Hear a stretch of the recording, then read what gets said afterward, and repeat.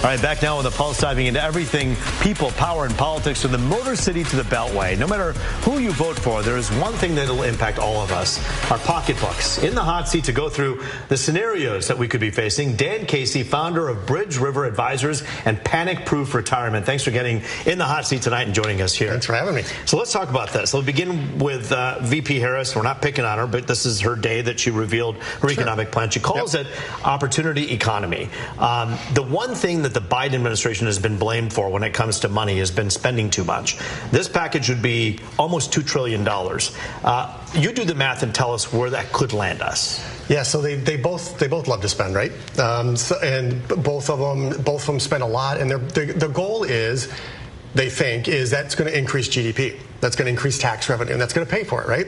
It seems like it very rarely does. So, and we have to remember right now, they're campaigning. They're saying what needs to be said.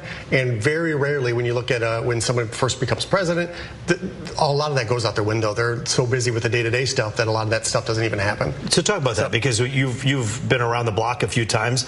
When you watch like Obama with his promises, Trump with his promises, Biden with his, you're saying that what they say and what they end up being able to do are very separate things. Imagine that, right? Yeah, right. And again, they both do it. Trump pretty much gave up on the Affordable Care Act. He was, totally against it. Now you don't hear anything about it. So, and the other side does it as well. So, right now, it's like the headlines is groceries, groceries, groceries. So everybody's, Trump's got all the groceries out on the table when he did his thing, and Kamala's got talking about price capping and gouging, and we haven't seen that since the Nixon era. So that's never going to happen. It's simply campaigning. Well, so talk about government price fixing, because that's essentially what this would be. Yeah. Is that something that's doable and feasible?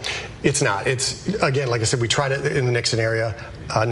It's one of those things I think that's going to get votes, but it's almost impossible to kind of put into real time. Let's talk about Trump right now. The former president has touted his bold new idea for Social Security, ending taxes on that benefit. Is that sustainable? So not sustainable.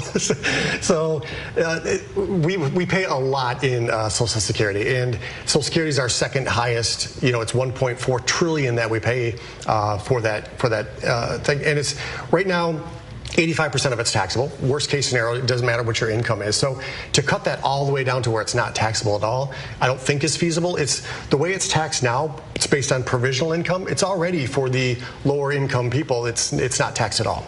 100% tax-free. So it doesn't really become taxable until you get higher in the income part. So I would say leave Social Security alone. We can't afford it. It sounds like you're saying both with the government price-fixing issue with the groceries and VP Harris, and then Trump when it comes to the Social Security taxes, both of these are pie-in-the-sky ideas. They are. We have to remind everybody that we're $35 trillion in debt.